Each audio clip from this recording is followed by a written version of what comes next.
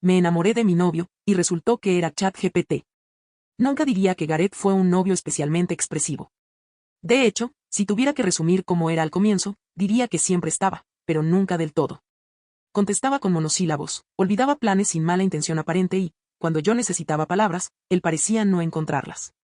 No era cruel ni distante a propósito. Simplemente estaba cerrado. Yo lo acepté así durante mucho tiempo, convenciéndome de que no todos sabían decir lo que sentían. Por eso el cambio me tomó tan desprevenida. Hace unos 4 meses, sin aviso previo, empezó a escribirme mensajes largos. No largos por compromiso, sino extensos de verdad. Reflexivos. Emocionales. Mensajes que no solo respondían a lo que yo decía, sino que lo ampliaban, lo entendían, lo cuidaban. Una noche, cerca de la 1 de la mañana, me envió un texto que leí una y otra vez hasta que se me humedeció la almohada. Decía que cada momento conmigo le recordaba al universo por qué valía la pena existir. Algo así. No lo recuerdo palabra por palabra, pero sí recuerdo cómo me hizo sentir. Pensé que, por fin, había logrado entrar donde antes no podía. Que esa pared que siempre había entre nosotros se había agrietado. Al día siguiente les mostré los mensajes a mis amigas. Se rieron y dijeron que no reconocían a ese hombre. ¿Quién es este y qué hiciste con Gareth?, bromeaban. Yo sonreía, orgullosa, como si ese cambio también fuera un logro mío. Durante esos meses, todo parecía distinto. Se disculpaba antes de que yo dijera nada. Me preguntaba cómo me sentía, pero de verdad. Cuando discutíamos, sus mensajes posteriores eran tan claros, tan bien estructurados, que a veces me parecía estar leyendo algo que venía de una sesión de terapia. No se equivocaba con las palabras. No decía algo de más ni algo de menos. Nunca. Era atento, empático, preciso. Demasiado preciso. Incluso cuando olvidó mi cumpleaños, lo hizo de una forma que terminé perdonando. No me escribió ese día. Apareció 2 días después con flores y un mensaje tan bonito, tan lleno de culpa y afecto, que sentí que no tenía derecho a estar molesta. Lloré, lo abracé y pensé que, al final, lo importante era la intención. Eso me repetí. También estuvo ahí cuando mi papá recibió su diagnóstico.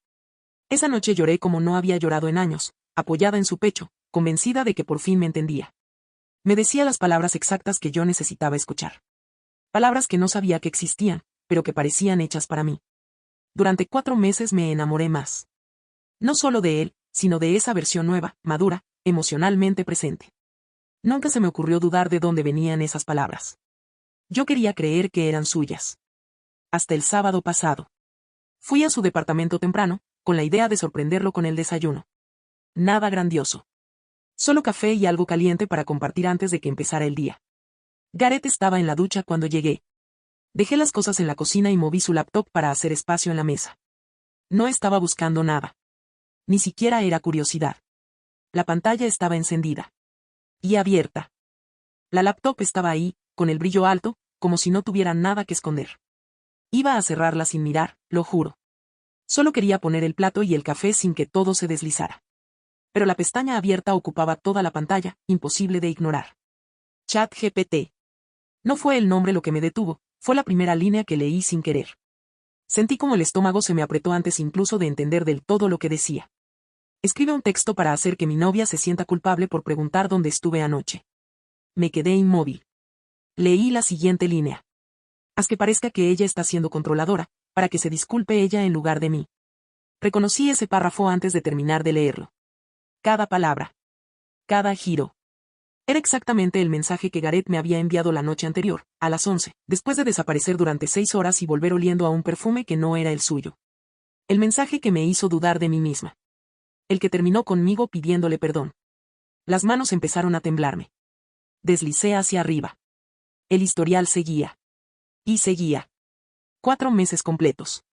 Genera un mensaje de buenos días que suene profundamente romántico, pero no desesperado.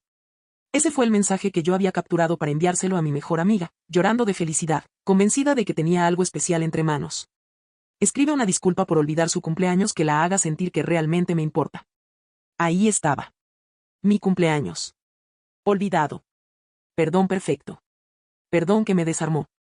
Crea una respuesta empática para mi novia llorando por el diagnóstico de cáncer de su padre. Haz que suene emocionalmente inteligente. Sentí un vacío en el pecho. Recordé esa noche. Yo llorando, creyendo que él me entendía por primera vez. Él abrazándome mientras, ahora lo sabía, leía un guión desde su celular a mis espaldas. Seguí bajando, aunque ya no quería. Sabía que nada bueno venía después, pero no podía parar. Escribe un texto para hacer que mi novia piense que los problemas de la relación son culpa suya. Genera una excusa creíble por perderse su cumpleaños. Y luego, el golpe final. Crea un texto de ruptura que la haga pensar que la culpa es de ella, para que no le diga a nuestros amigos que hice algo malo. Ese mensaje no había sido enviado. Aún. Tenía fecha de hacía 2 días. Me quedé mirando la pantalla, intentando respirar, entendiendo de golpe que no solo había estado hablando con una versión falsa de mi novio, sino que esa versión había sido diseñada para controlarme. Para moldear mis reacciones. Para moverme exactamente donde él quería. Escuché la ducha apagarse.